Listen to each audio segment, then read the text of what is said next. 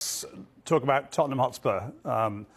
Glib to say that some of their fans regard it as a pretty sad story at the moment. There is the back of the Mirror, Sam Dean, and Tottenham fans not giving him much backing, but some of the players are and some of the hierarchy are.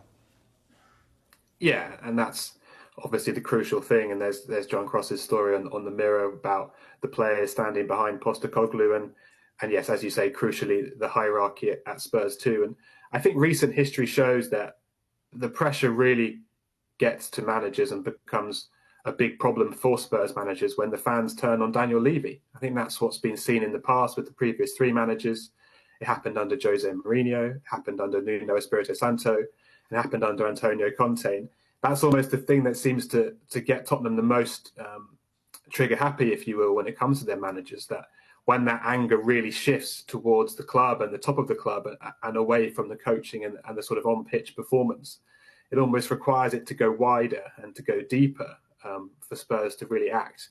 Not that they are in any sort of rush right now to act on Postecoglou, whether they need to or not. That's, I think, very much up for debate still. I think you could argue a lot, and there are certainly people doing that Postecoglou's brought in a real identity and returned Spurs to the sort of style of football that their fans want to see. Obviously, in recent months, there have been some pretty disastrous results and some pretty uncomfortable performances.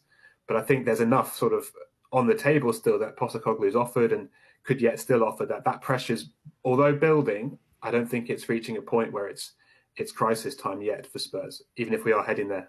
Do you agree, Miguel?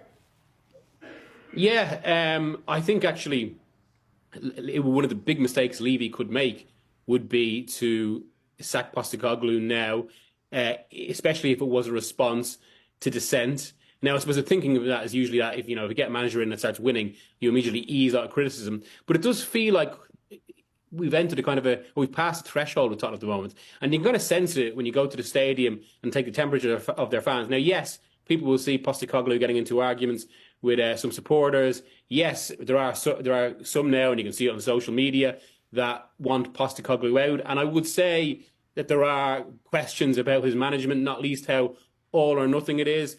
But I think at this point, Spurs fans, they want the club to do something different, to invest in something else, or at least the majority do. And B, there's an awareness of the situation. I mean, we've said this before on the show, but despite that incredible stadium that Spurs play in, which is probably now the best in the world, maybe by the Bernabeu, or it's up there with it anyway, there's a disconnect between what that is and what the team is, which is nowhere near as gleaming. I mean, I think their wages to turnover ratio is one of the lowest in the top few divisions of England, because they have been so constrained in spending. It means they've got a wage bill that is probably closer to where a mid-table team would finish rather than kind of a Champions League team. And hence, Postecoglou has a lot of young developing players. And from all that, it would just seem such a, whatever criticisms you have of Postecoglou, it would seem such a hasty and misguided decision to get rid of him now when there is so much variance in the club, when there is a team that could grow, and clearly as well, when the squad needs a bit more substance to it as well. And in his favour, Sam, if you think that the danger for a manager is always fan pressure building to the extent where the hierarchy feel they have to act, he's playing football the way Spurs fans are meant to always want football to be played, isn't he? Yeah. I mean, obviously there are Spurs fans who want to see a bit more flexibility and adaptability, and I think that's very reasonable.